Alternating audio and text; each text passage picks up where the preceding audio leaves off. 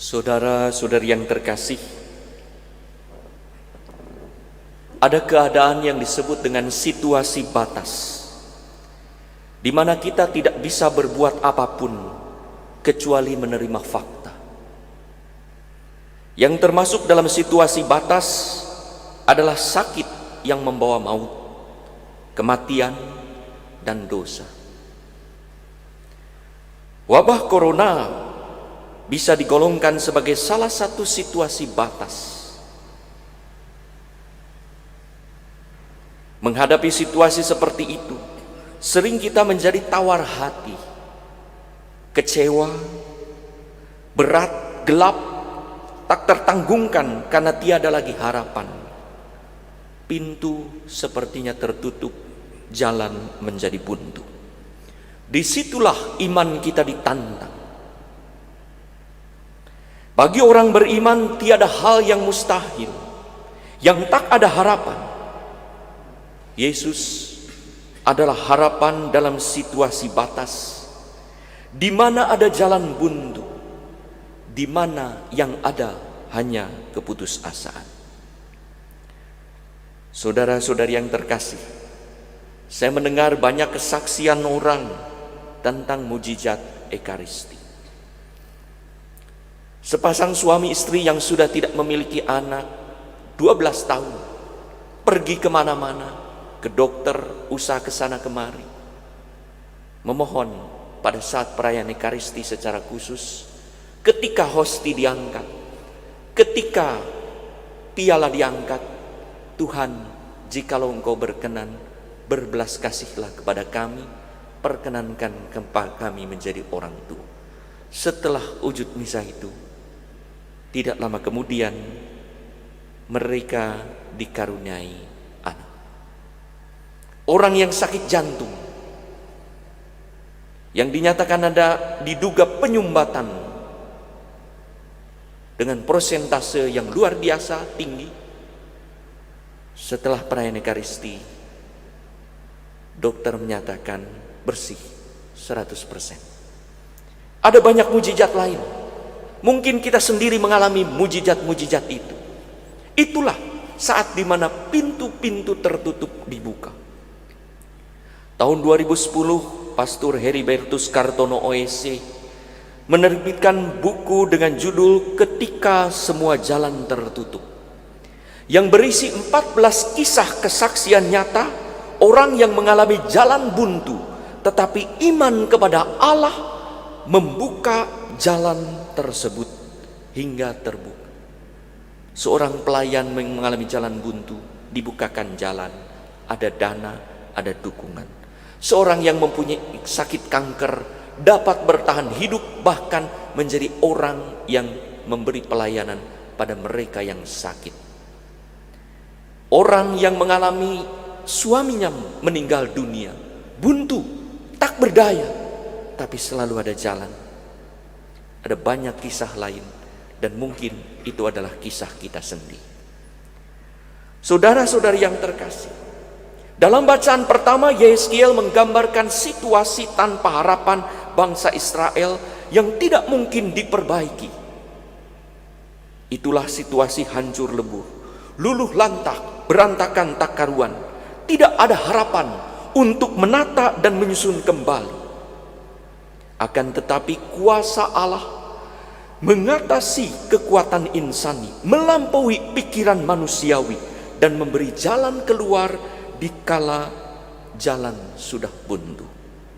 Tulang kering yang berserakan di mana-mana, tak ada daging, sebagai lambang situasi batas yang tak mungkin dibangkitkan, kini dihembusi oleh Roh Allah.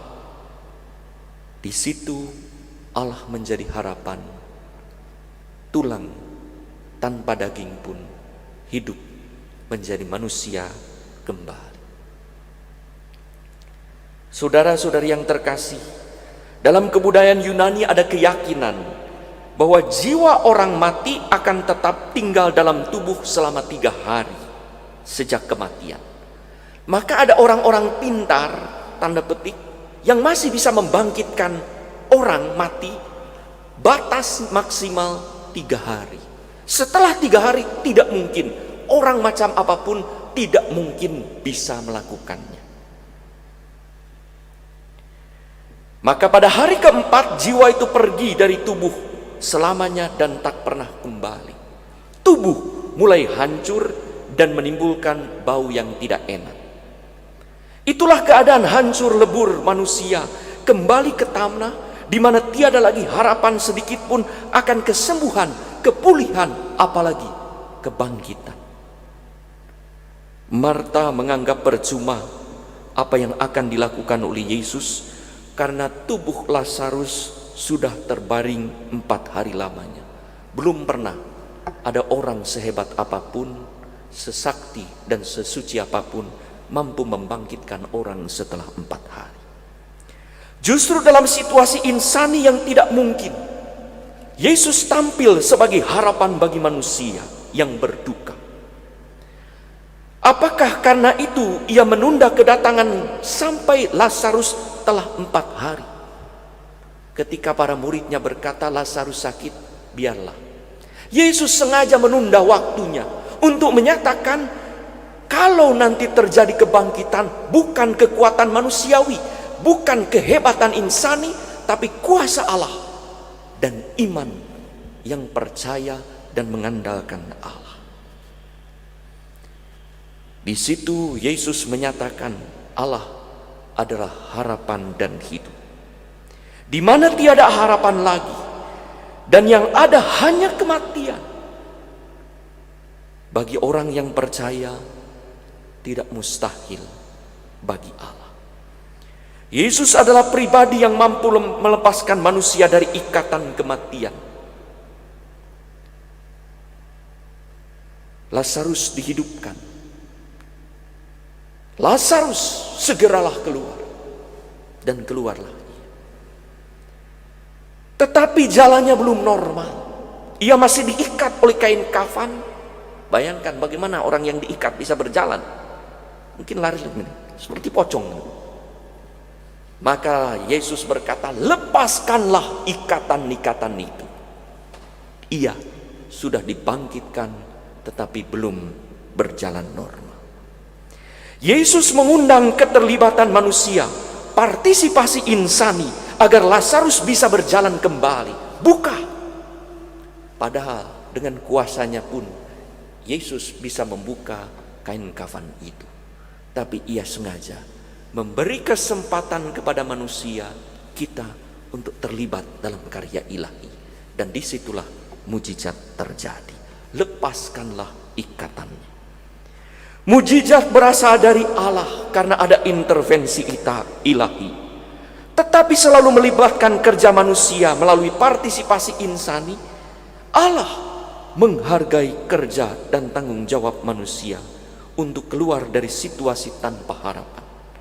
Mujizat terjadi juga karena kerja insani.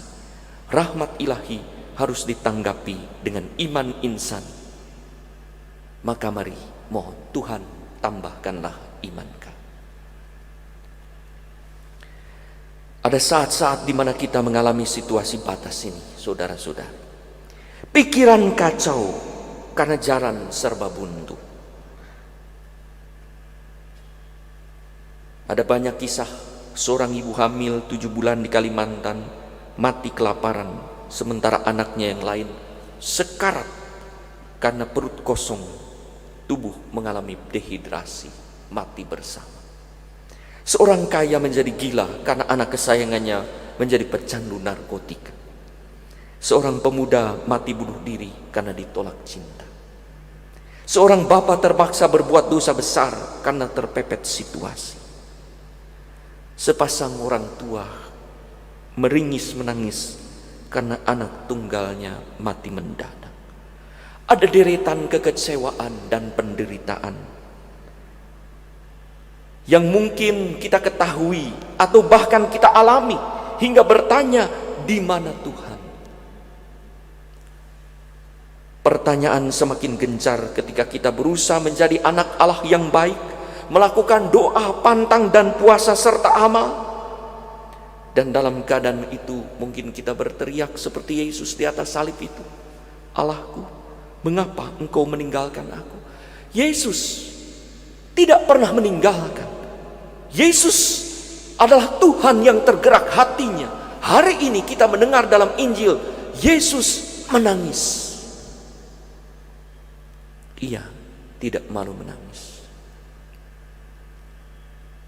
Ada berapa banyak setiap orang yang meninggal? Ada berapa banyak orang yang setiap hari berduka? Kita hari ini juga diajak untuk menangis. Menangisi penderitaan, menangisi kesalahan kita, menangisi dosa kita, menangisi karena kekurang percayaan kita. Yesus adalah harapan kita. Harapan itu justru bukan memaksakan kehendak manusia pada Allah, tetapi menyerahkan pada kebijaksanaan ilahi, karena yakin bahwa Allah mampu melakukan yang terbaik juga dalam situasi buntu, kecewa, mungkin putus asa tanpa harapan, penyebaran wabah COVID. Kita diundang untuk berusaha dan bekerja keras sebisa mungkin, seraya percaya bahwa kuasa Allah akan nyata. Allah berkuasa dan Allah bisa berbuat apa yang terbaik untuk kita.